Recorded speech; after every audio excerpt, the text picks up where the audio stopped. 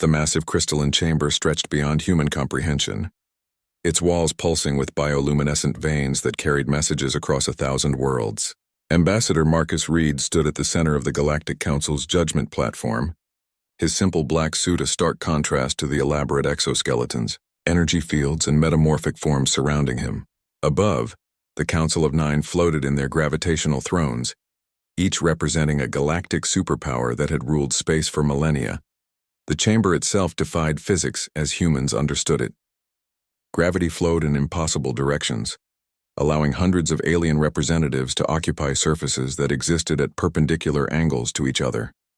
Beings of pure energy flickered alongside creatures of crystallized time, while silicon-based life forms shared space with entities that existed partially in other dimensions. The air shimmered with translation fields, converting thought into sound into electromagnetic pulses, and electromagnetic pulses into gravitational waves. Marcus kept his hands clasped behind his back, his expression neutral despite the weight of 8 billion lives hanging on his words. Around the chamber's perimeter, holographic displays showed Earth's solar system surrounded by the combined fleets of 9 galactic empires. Over 50,000 warships hung in the darkness of space, each vessel capable of cracking planets like eggs. The hegemony's prime curator, a being of living metal and pure thought, spoke first. Its voice resonated through quantum frequencies that made the air itself vibrate. Species designation humanity are, you stand accused of violating the containment protocols established by this council, 3,000 years before your world developed written language. The words hit the chamber like a physical force. Several alien representatives leaned forward in what passed for anticipation among their species. This was the moment many had waited for. The upstart mammals from the third planet of an unremarkable yellow star were finally being called to account. The accusation, continued the ethereal syndicate's representative, a creature of shifting plasma and crystallized time, is expansion beyond your designated quarantine zone. Your species was to remain within the boundaries of your single star system until achieving Transcendence Level 7. Instead, you have established colonies in 43 systems and made contact with 17 restricted civilizations. The evidence materialized in the chamber's center like an accusation made manifest. 3-dimensional maps showed humanity's rapid spread across local space over the past 50 years. Trade routes glowed like arteries carrying lifeblood between worlds. Mining operations extracted resources from dead planets. Research stations pushed the boundaries of known science. Thriving colonies housed millions of humans who had never seen Earth. Each point of light on the map represented what the Council saw as a violation. Each human settlement was proof of a species that refused to stay in its cage. Marcus finally spoke, his voice carrying clearly through the chamber's acoustic amplifiers. Honored Council, humanity acknowledges our rapid development. However, we were never informed of these containment protocols. We received no communication, no guidance, no warning that our natural expansion would be considered a violation. A sound like grinding continental plates emerged from the Titan Collective's representative. Their silicon-based species had no vocal cords, but they could vibrate their crystalline bodies to produce sounds that approximated laughter. The noise was neither pleasant nor kind. Ignorance is not a defense, young mammal, the Titan rumbled. Every species is monitored from the moment they achieve nuclear capability. The protocols are encoded in the quantum background radiation of space itself, readable by any civilization that reaches sufficient technological sophistication. Marcus reached into his jacket pocket and produced a small device no larger than his palm. Several weapon systems in the chamber automatically targeted him, their targeting beams creating a web of red dots across his chest. He appeared not to notice. And yet, he said, holding up the device, our most advanced quantum sensors detect nothing but natural cosmic radiation. Perhaps your protocols are only visible to those who know exactly what to look for. The chamber fell silent. The absence of sound was so complete that several species whose communication relied on ambient noise began to show signs of distress. Council members exchanged what passed for glances. Among beings who communicated through methods ranging from pheromone clouds to gravitational wave manipulation, the Voidwalker Empire's shadow-wreathed delegate leaned forward, its form seeming to bend reality around itself. When it spoke, Its words seemed to come from inside the listener's mind rather than through their ears.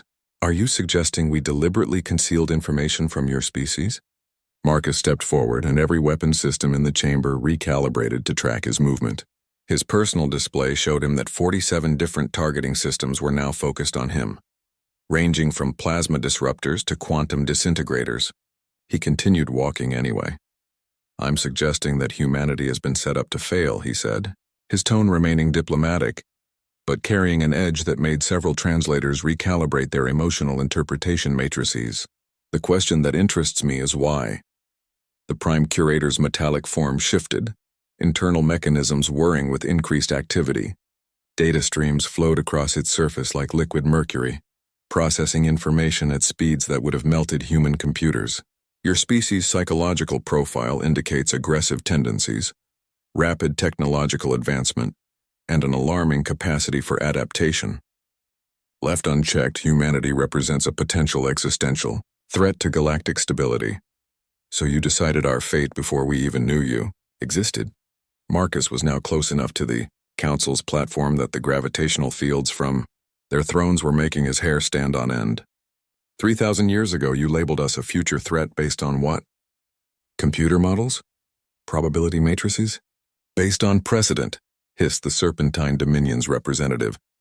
Its crystalline scales reflected the chamber's shifting lights, creating patterns that hypnotized prey species and served as a form of communication among its own kind.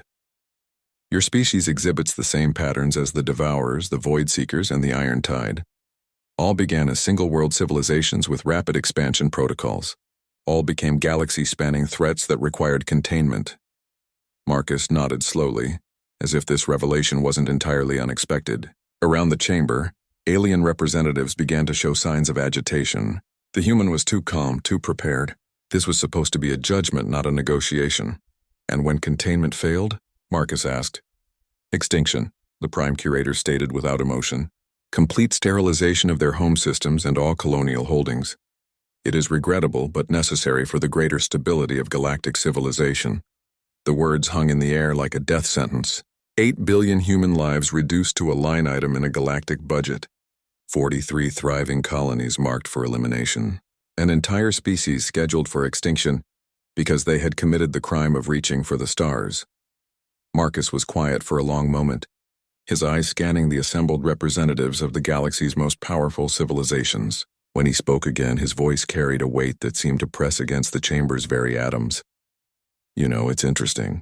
In human history, we have a saying, those who make peaceful revolution impossible make violent revolution inevitable. You've just admitted to engineering our downfall from the beginning, to monitoring us like laboratory animals, and to planning our genocide based on the actions of species we've never heard of. He smiled, and something in that expression made several council members involuntarily activate their defensive systems. Energy fields shimmered into existence. Armor plating extended from hidden compartments. Weapons that had been concealed behind diplomatic facades suddenly became visible. Think it's time you learned why humanity might actually be different from your previous problems. Marcus touched his communication device, and his voice carried beyond the chamber to every human ship, station, and colony in the galaxy. The transmission cut through jamming fields and bypassed security protocols with an ease that spoke of preparation and planning. Protocol 7 is now in effect. Repeat, Protocol 7 is active. Archaeological Division, you are weapons-free. In the stunned silence that followed, the hegemony's sensors began detecting massive energy signatures throughout human space. The readings weren't coming from known military installations or the fleet elements that the Council had been tracking. Instead, the signatures originated from sites that had been categorized as research stations, mining operations, and archaeological digs. The Prime Curator's voice carried a note of uncertainty for the first time in the session. What is Protocol 7? Marcus's smile widened, and for the first time since entering the chamber, he looked genuinely pleased. The protocol that activates when humanity discovers we're not the first intelligent species in our local galactic arm, Curator. You see, when we started expanding into space 50 years ago, we found things, very old things that previous civilizations left behind when they were contained. The chamber's displays suddenly filled with new data, as human archaeological sites across 43 STI. Dr. Elena Vasquez stood in the command center of Archaeological Station Osiris, watching displays that showed the galaxy's military might gathering like storm clouds around human space. The station hung in orbit around a dead world that most species would have dismissed as worthless rock and metal. Most species hadn't spent 30 years learning to read the scars that ancient wars had left on planetary surfaces. "Analysis complete on Sector 7, reported her assistant, David Kane, his voice tight with excitement and terror in equal measure. "The burial chamber is definitely artificial. Whatever built it was using gravitational manipulation on a scale that makes our best technology look like stone tools." Elena nodded. Her attention split between David's report and the tactical display showing 9 galactic fleets moving into attack positions. Each fleet represented the military might of civilizations that had ruled space for thousands of years. Together, they could reduce solar systems to cosmic dust. Against humanity's known military assets, the outcome wasn't even a question. But humanity's known military assets were not the only cards they had to play. "Bring the Whisper Array online," Elena ordered. Around her, technicians began activating systems that had been built into the station's core structure during its construction. To outside observers, Archaeological Station Osiris was exactly what it appeared to be: a research facility dedicated to studying the remnants of long-dead civilizations. The truth was both simpler and more terrifying. The station was a weapon. More precisely, it was a key designed to unlock weapons that had been sleeping since before the current galactic powers had learned to walk upright on their homeworlds. The Whisper Array hummed to life, its crystalline components resonating with frequencies that existed in dimensions most species couldn't perceive. Deep beneath the station, in chambers that had been carved from the living rock of the planet below, ancient machinery began to remember its purpose. "Contact established with Tomb Network," David reported, his voice filled with wonder despite the circumstances. 734 sites are responding to the wake-up call. "Elena, some of these energy signatures are off the charts.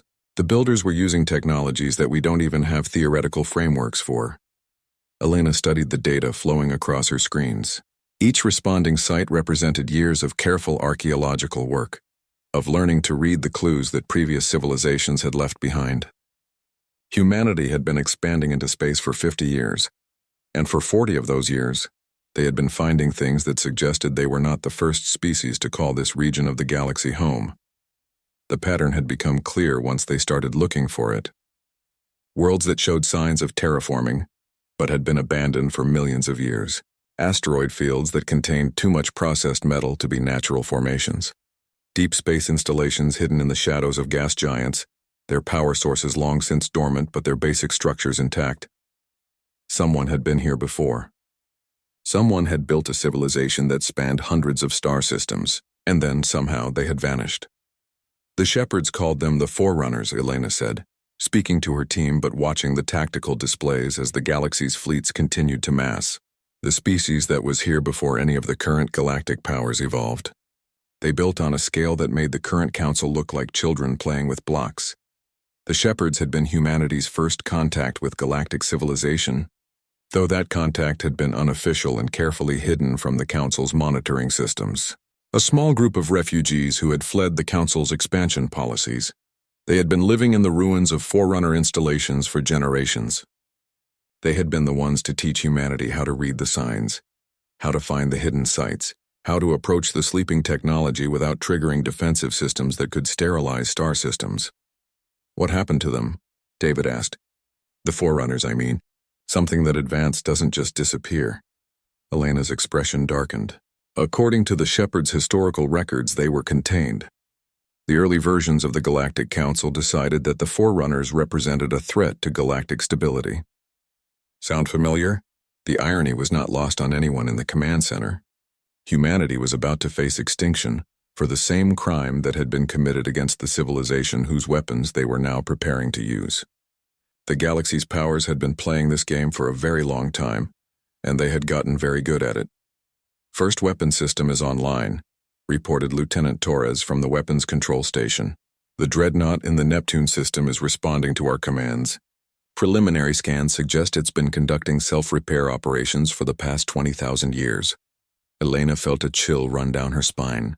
The Dreadnought was one of their largest finds, a vessel the size of a small moon that had been drifting in the outer reaches of humanity's home system since before Earth's ice ages. They had been studying it for 15 years, learning its systems piece by piece, afraid that moving too quickly might trigger defenses that could destroy everything within a light-year radius. "What's its operational status?" she asked. 93%, Torres replied, his voice filled with awe. "It's been repairing itself this entire time, waiting for someone to give it orders. Elena, the weapons systems alone could take on a fleet. The shields are reading as impenetrable to anything in our databases." More reports began flooding in from archaeological sites across human space. The Sentinel array around Alpha Centauri was powering up, its ancient sensors beginning to map the approaching enemy fleets with an accuracy that made human detection systems look blind. The foundry complexes hidden in asteroid belts were awakening, their automated systems preparing to manufacture weapons and vessels using designs that were older than recorded history. "The Council is requesting immediate communication," David reported. "They want to know what we're activating." Elena smiled grimly. "Tell them they're about to receive a lesson in archaeology. The practical kind." On her displays, she could see the galaxy's fleets beginning to change formation. The simple attack vectors they had planned were being replaced by more cautious approaches, as their sensors detected energy signatures that didn't match anything in their tactical databases. Ships that had been moving at attack speed were slowing, their commanders suddenly uncertain about what they were facing. The Forerunners didn't just build weapons, Elena explained to her team as they watched the ancient network continue to wake up. They built a philosophy. Every installation we've found has been designed to be inherited by whoever came after them. They knew they were going to be destroyed, so they prepared for someone else to pick up where they left off. "How did they know?" asked Dr. Martinez from the Xenoarchaeology Station. "How could they predict that someone would come along millions of years later who could use their technology?" Elena turned to study the tactical displays, where the first Forerunner vessels were beginning to move under human command. They flowed through space like living things, their hulls adapting to environmental conditions in real time, their weapon systems charged with energies that made stars look dim by comparison. "Because they understood the galaxy better than the current powers do," she said. "They knew that intelligence evolves in patterns. They knew that given enough time, someone would develop the curiosity to dig up the past and the wisdom to learn from it. They built their legacy for archaeologists, not conquerors." The communication system crackled to life, carrying Ambassador Marcus Reed's voice from the council chambers. "Archaeological Division, this is Reed. The Council is demanding to know the extent of our capabilities." "What can you show them?" Elena looked around her command center, at the displays showing hundreds of ancient installations coming online across human space. Each site represented technology that was millions of years more advanced than anything the current galactic powers possessed. Each weapon system was capable of feats that would reshape the strategic balance of the entire galaxy. "We can show them that humanity didn't come to the galaxy empty-handed," she replied. "We came as inheritors. The Forerunners left us a gift, Marcus. They left us their war." Around human space, ancient weapons began to target the fleets of 9 galactic empires.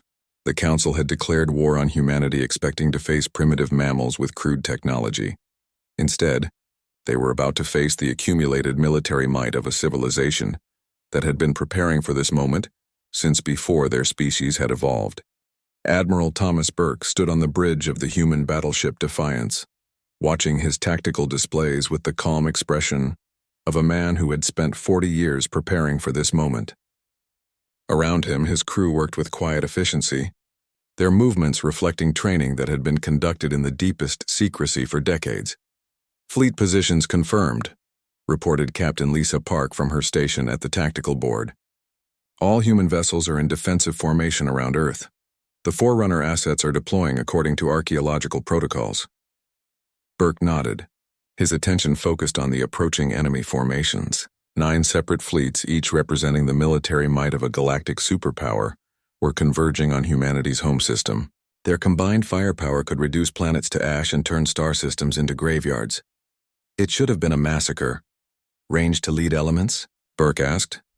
"The Hegemony's advance guard will enter weapons range in 47 minutes, Park replied. "They're maintaining standard attack formation, suggesting they don't consider us a significant threat." Burke smiled grimly. The Council's forces were approaching as if they were conducting a simple extermination operation against a primitive species. Their formation was designed for maximum psychological impact, rather than tactical efficiency. They wanted humanity to see the overwhelming force arrayed against them and surrender before the shooting started. They were about to learn that humanity had been watching and learning for 50 years. Forerunner. Assets report ready status, announced Lieutenant Commander Janet Walsh from the communication station. The dreadnought Neptune's Shadow is requesting permission to engage. The Neptune's Shadow was humanity's trump card, a forerunner vessel the size of a small moon that had been drifting in the outer system since before human civilization began. For 15 years, human archaeologists had been learning its systems, deciphering its controls, and preparing for the day when they might need to use weapons that predated the current galactic order by millions of years. Not yet, Burke said. Let them get closer. Let them commit to their attack runs. On the main display, the enemy fleets were spreading out in a classic hammer and anvil formation. The Hegemony and Titan Collective would approach from the galactic north, the Ethereal Syndicate and Voidwalker Empire from the south, while the remaining fleets positioned themselves to catch any human vessels that tried to flee. It was a textbook encirclement maneuver that had been used to destroy countless civilizations over the millennia. Reading energy spikes from the enemy formation, reported Ensign Marcus Chen from the sensor station. They're charging weapons and preparing to open fire. Burke watched the tactical display as thousands of enemy vessels moved into position. Each ship represented technology that was centuries in advance of humanity's conventional military assets. Their shields could absorb direct hits from nuclear weapons. Their armor could withstand temperatures that would melt human spacecraft. Their weapons could punch through planetary defenses like paper.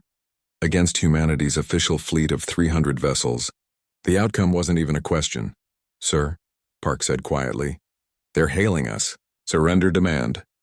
Put it through, Burke ordered. The main screen shifted to show the bridge of a Hegemony command vessel. The ship's captain was a prime curator, a being of living metal and circuitry whose thought processes operated at speeds that would have overwhelmed human consciousness.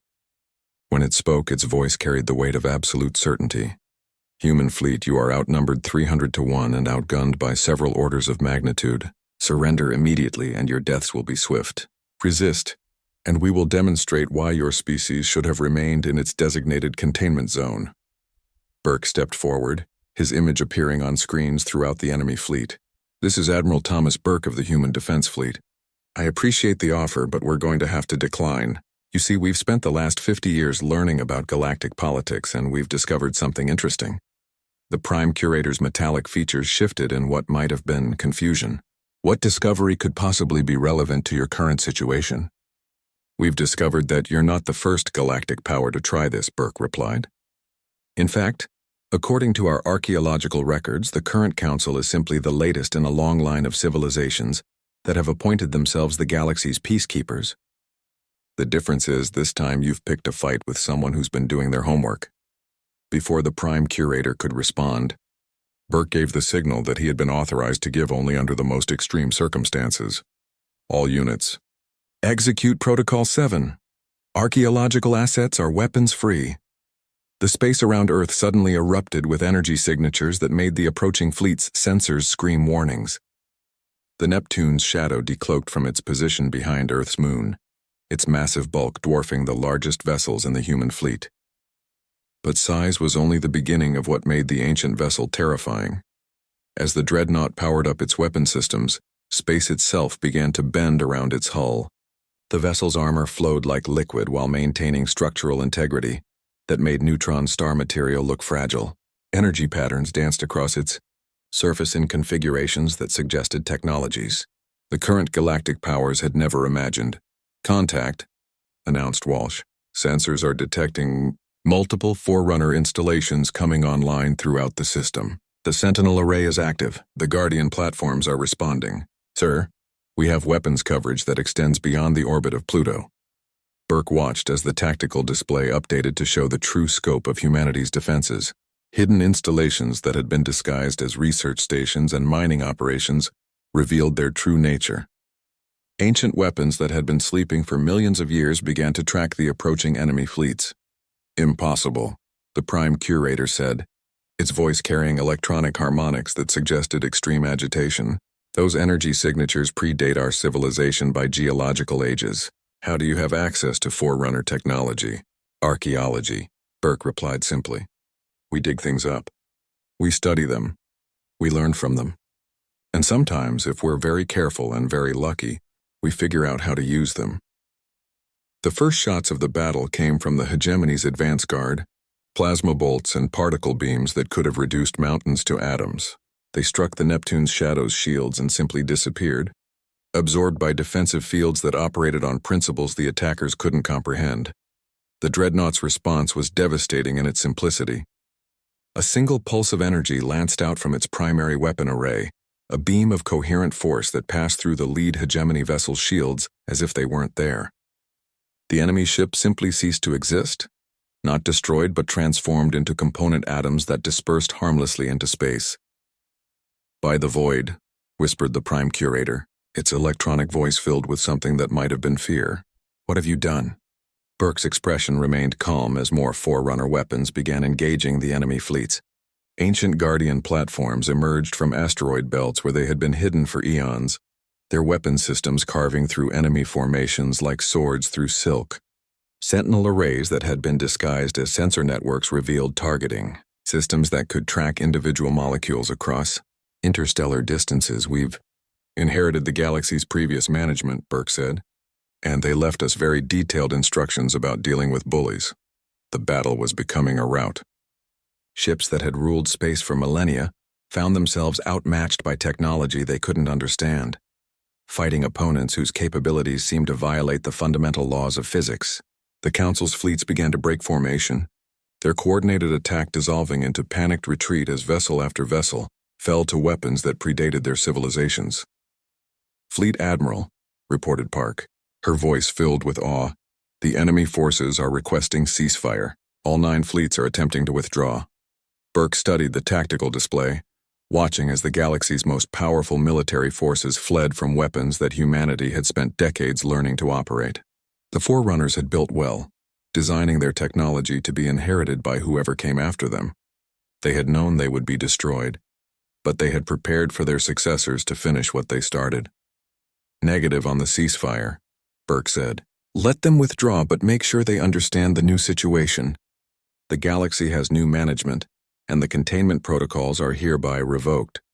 As the ancient weapons continued their work, systematically dismantling the military might of 9 galactic empires, Burke opened a channel to Archaeological Station Osiris. Dr. Vasquez, this is Admiral Burke. The field test of Forerunner military assets has exceeded all expectations.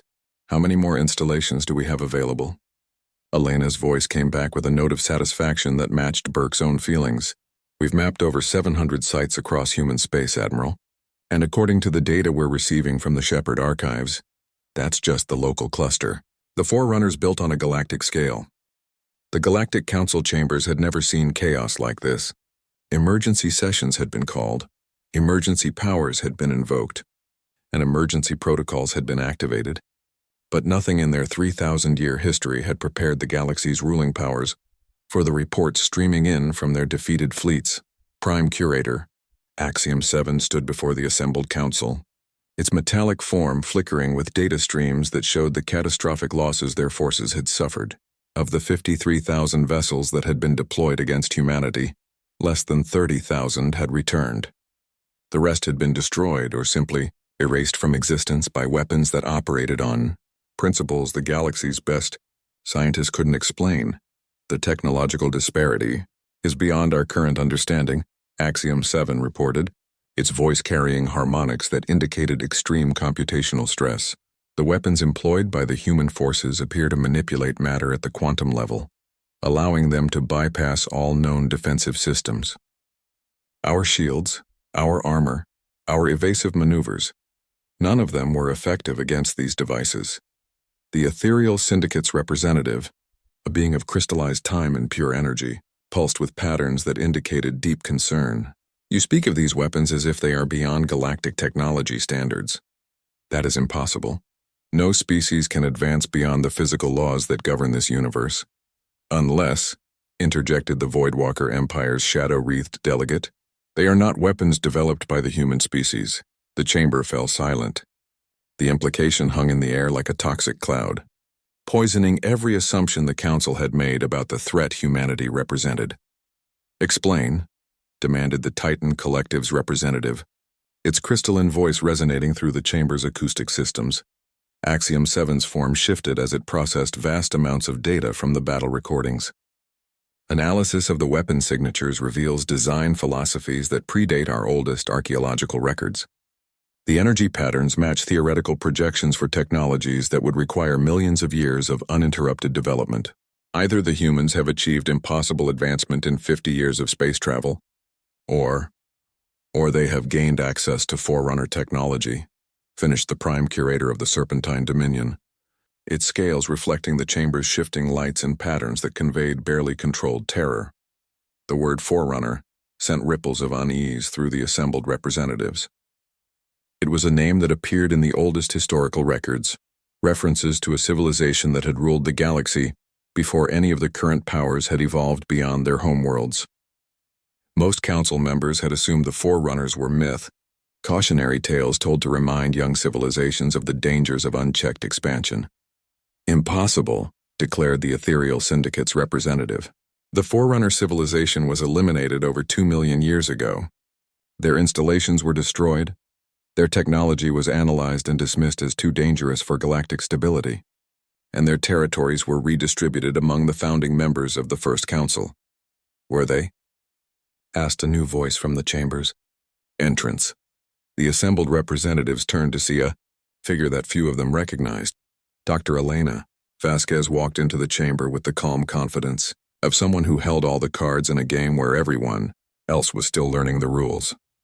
Behind her came a small group of humans, their simple clothing and lack of obvious technology making them appear almost primitive compared to the elaborate forms surrounding them. "Dr. Elena Vasquez," she announced, "Director of the Human Archaeological Division, and I think it's time we had a conversation about what actually happened to the Forerunners." The chamber's security systems activated automatically, energy fields and defensive barriers springing up around the council platform. Weapons that had been hidden behind diplomatic facades suddenly became visible as the galaxy's most powerful beings prepared to defend themselves against a handful of humans who appeared to be armed with nothing more dangerous than data tablets. "You dare to enter this chamber uninvited?" demanded the Prime Curator, its voice carrying enough electronic interference to overwhelm the translation systems of several species. "I dare to enter this chamber as the representative of the Forerunner Restoration Project," Elena replied calmly, "which, according to the legal codes established by the First Council, gives humanity the right to claim all Forerunner territories and installations as our lawful inheritance." The silence that followed was so complete that several species began to show signs of sensory deprivation. Elena used the quiet moment to activate her data tablet, projecting information into the chamber's display. Systems with an ease that suggested humanity had been studying council technology for much longer than anyone had realized. "The Forerunners weren't destroyed," she continued, as images of ancient installations appeared throughout the chamber. "They were contained, forced into a reservation that encompassed their home cluster, while the rest of their empire was carved up and redistributed." Sound familiar? The images showed archaeological sites scattered across hundreds of star systems, each one containing technology that predated the current galactic order by geological ages. Installation after installation, weapon after weapon, all of it carefully preserved and maintained by automated systems that had been waiting millions of years for someone to inherit their legacy. "The difference," Elena said, as the scope of the Forerunner network became clear, "is that the Forerunners saw what was coming. They prepared for it. They built their installations to be inherited by whoever came after them, and they left very specific instructions about what to do with bullies." Dr. Martinez, one of Elena's team members, stepped forward and activated his own display. "We've spent 30 years mapping Forerunner sites throughout human space. What we found is a civilization that spanned the entire galaxy, one that developed technologies we're only beginning to understand. They didn't just build weapons, they built a philosophy." The data streaming through the chamber's systems showed the true scope of what humanity had discovered. Forerunner installations weren't limited to the local cluster around Earth. They existed throughout the galaxy, hidden on dead worlds and in deep space, their automated systems still functional after millions of years. Every species that becomes spacefaring eventually finds forerunner sites, Elena explained. The question is whether they're archaeologists or grave robbers, whether they study what they find or simply strip it for raw materials, whether they learn from the past or repeat its mistakes. What did you learn? Asked the Voidwalker Empire's delegate, its shadowy form seeming to bend reality around itself as it leaned forward. Elena smiled, and the expression carried a weight that made several council members activate their defensive systems. We learned that the galaxy doesn't belong to any single species or government. We learned that civilizations rise and fall, but knowledge endures. And we learned that the Forerunners built their legacy for archaeologists, not conquerors. She gestured, and the chamber's displays showed the current distribution of galactic power. 9 major empires ruling over thousands of subject species, all maintained through the same containment protocols that had been used against humanity. The Forerunners faced the same choice you're facing now, Elena continued. They could accept the status quo, remain in their designated territories and allow the galaxy to be ruled by fear and containment. Or they could use their knowledge to build something better. And what did they choose? Asked the Prime Curator, though its voice suggested it already knew the answer. They chose to prepare for revolution, Elena replied. They built weapons, yes, but they also built schools. They created defensive systems, but they also created libraries. They prepared for war, but they also prepared for peace. They left behind the tools needed to build a better galaxy, and they trusted future archaeologists to figure out how to use them. The chamber's displays updated to show real-time data from across human space. Hundreds of Forerunner installations were coming online, their automated systems activating ancient production facilities and defense networks. But the installations weren't just military assets. They were schools, research facilities, and manufacturing centers capable of supporting entire civilizations. So here's our proposal, Elena said, addressing the council directly. The containment protocols end. All of them. Every species that's been locked into reservation systems gets access to Forerunner educational resources. Every civilization that's been held back gets the tools they need to develop on their own terms. And if we refuse? Asked the Ethereal Syndicate's representative. Elena's smile widened. Then you get to explain to your populations why you're choosing war with a civilization that has access to weapons that can erase star systems. But more importantly, you get to explain why you're choosing to maintain a system that's based on fear instead of accepting one that's based on knowledge. Around the chamber, the galaxy's most powerful beings looked at each other with expressions that conveyed uncertainty, fear, and the dawning realization that the game they had been playing for millennia. The question was whether the current powers would be we. 6 months after the Battle of Earth, Ambassador Marcus Reed stood in what had once been the Galactic Council's judgment chamber. The space had been transformed from a place of intimidation into something that resembled a university lecture hall more than a courtroom. The gravitational thrones had been replaced with simple platforms that put all representatives on equal footing. The weapon systems had been removed entirely. Most importantly, the chamber was no longer limited to 9 voices.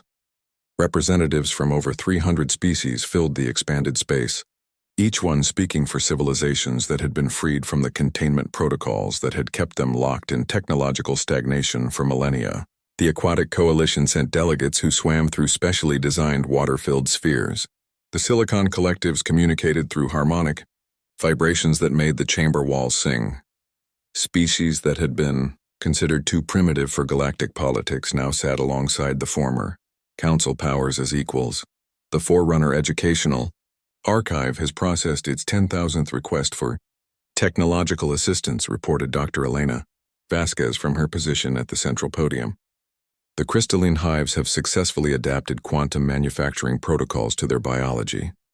The nomad fleets have integrated gravitic propulsion systems that will triple their travel efficiency. The agricultural worlds have gained access to terraforming technologies that will support billions of additional lives. Marcus watched the assembled representatives with satisfaction. The transformation hadn't been easy. 3 of the former council powers had initially chosen to resist the new order, launching attacks against Forerunner installations and human colonies. The conflicts had been brief and decisive. Ancient defensive systems had activated to protect the archaeological sites, while Forerunner weapons had systematically dismantled the attacking fleets. The message had been clear. The age of containment was over. The integration protocol has exceeded all projections, continued Elena. Species that were previously restricted to single-system territories have established colonies throughout their local clusters. Trade networks are developing between civilizations that had never been allowed to make contact. Scientific collaboration is producing advances that individual species couldn't achieve alone. Prime Curator Axiom 7, speaking for what remained of the hegemony's government, raised a metallic appendage. Dr. Vasquez, while the technological benefits of this new arrangement are undeniable, we must address the security concerns. Without containment protocols, how do we prevent the rise of another aggressive expansion like the Devourers or the Iron Tide? Elena nodded, having expected this question. The Forerunners faced the same concern, Curator. Their solution was elegant in its simplicity. They made expansion pointless. The chamber's displays activated to show the current state of galactic civilization. Instead of the rigid territorial boundaries that had defined the old order, the galaxy now showed a complex web of interconnected colonies, research stations, and shared facilities. Species weren't expanding to claim resources or territory. They were expanding to collaborate and learn. When every species has access to Forerunner manufacturing technology, there's no scarcity to fight over, Elena explained. When educational archives contain the accumulated knowledge of millions of years of civilization, there's no advantage to be gained by conquering your neighbors. When defensive systems can protect any world from invasion, there's no point in building aggressive fleets. But what about species that choose aggression anyway? Asked the Serpentine Dominion's representative, its crystalline scales reflecting concern. What if a civilization decides to use Forerunner technology for conquest? Marcus stepped forward to answer. Then they discover what the Forerunners built into their legacy. Every installation, every weapon, every piece of technology is designed with built-in ethical constraints. The systems simply won't function for species that try to use them for genocide or conquest. The truth was more complex than that, but the principle held.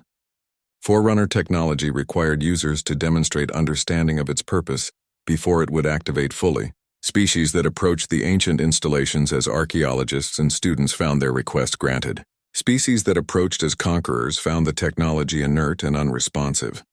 The Forerunners were remarkably thorough, added Dr. Martinez from his position in the research section. They anticipated nearly every possible abuse of their technology and built safeguards accordingly. The systems are designed to support the development of civilization, not its destruction.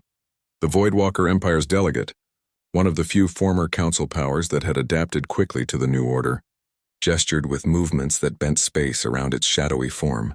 The transformation has not been without challenges. Several species have struggled to adapt to technologies that exceed their current understanding. The learning curve is steep, which is why the integration protocol includes educational support, Elena replied. Forerunner archives contain not just technology, but teaching systems designed to help species understand what they're learning. No one is being handed weapons they can't control or tools they can't comprehend. The chamber's displays showed examples from across the galaxy. The insectoid hive minds had used Forerunner biotechnology to develop new forms of collective consciousness that enhanced their decision-making abilities. The energy-based ethereals had gained access to dimensional manipulation techniques that allowed them to exist in multiple phases simultaneously. The rock silicon titans had learned to integrate organic components into their crystalline matrices, creating hybrid technologies that combine the best of both approaches. The most significant change, Marcus observed, isn't technological. It's philosophical. For the first time in galactic history, we have a civilization that's based on cooperation rather than domination. The statistics supported his claim. Trade between previously isolated species had increased by orders of magnitude. Scientific collaboration was producing advances in fields that individual civilizations had never imagined. Cultural exchange was creating art, literature, and music that reflected the diversity of galactic intelligence. There have been requests for human representation in the new Galactic Assembly, reported Elena. Several species have suggested that humanity should take a leadership role Given our success in accessing Forerunner technology, Marcus shook his head. Humanity's role is that of archaeologists and teachers, not rulers. We're here to help species access their inheritance, not to control how they use it. It was a position that humanity had maintained consistently throughout the transformation.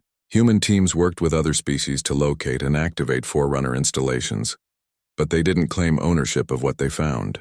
The ancient technology belonged to all galactic civilization, not to the species that happened to discover it first.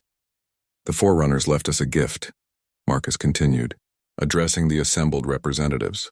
Not just their technology, but their wisdom. They understood that the galaxy's future depended on cooperation, not conquest, on education, not domination, on building something better than what came before. The chamber fell quiet as the representatives considered the implications. The old galactic order had been based on the assumption that conflict was inevitable, that strong species would naturally dominate weaker ones, and that peace could only be maintained through containment and control.